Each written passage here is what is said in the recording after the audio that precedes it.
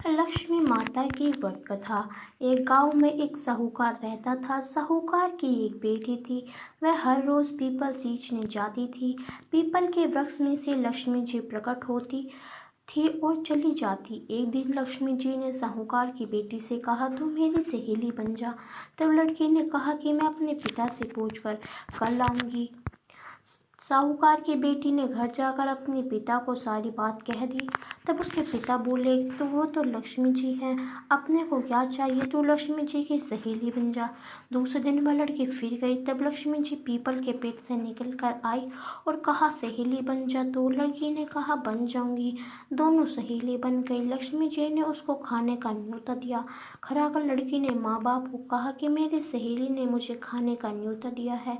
तब माँ बाप ने कहा कि सहेली के जी माने जाइयो, पर घर को संभाल कर जाना। तब वह लक्ष्मी जी के यहाँ जीमने गई तो लक्ष्मी जी ने उसे शाल दूसरा ओढ़ने के लिए दिया, रुपये दिए, सोने की चौकी, सोने की थाली में 36 प्रकार का भोजन व्यंजन कराया। और फिर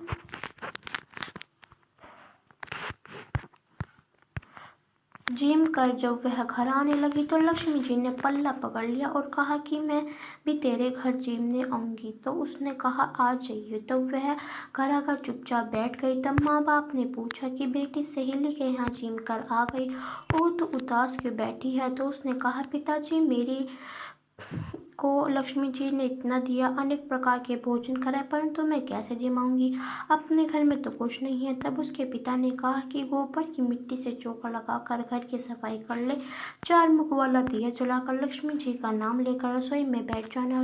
लड़की सफाई करके लड्डू लेकर बैठ गई। उसी समय रानी का नहा रही थी, उसका नौलखा हार चील उठा कर ले गई और उसके घर वह नौलखा हार डाल गई और उसका लड्डू ले गई। बाद में वह हार को तोड़कर बाजार में गई और सामान लाने लगी तो सुनार ने पूछा कि क्या चाहिए। तब उसने कहा कि सोने की चौकी, सोने का थाल, शाल दो, शाल दे, मोहर सामग्री, 36 प्रकार का भोजन हो जाए, इतना सामान दे।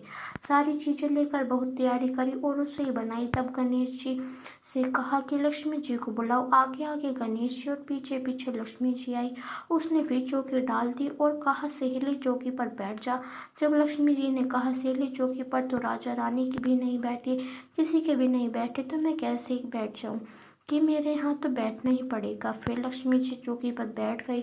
तब उसने बहुत खातिर की, जैसे लक्ष्मी ने करी थी वैसे ही उसने करी। लक्ष्मी जी उस पर खुश हो गई और खूब रुपया एवं लक्ष्मी दी। साहूकार की बेटी ने कहा, अभी मैं जा रही हूँ, तुम यहीं रहना, बैठी रहना। और वह चली गई। लक्ष्मी जी गई नहीं और चौकी पर बैठी रही। उसका बहुत दौलत थी।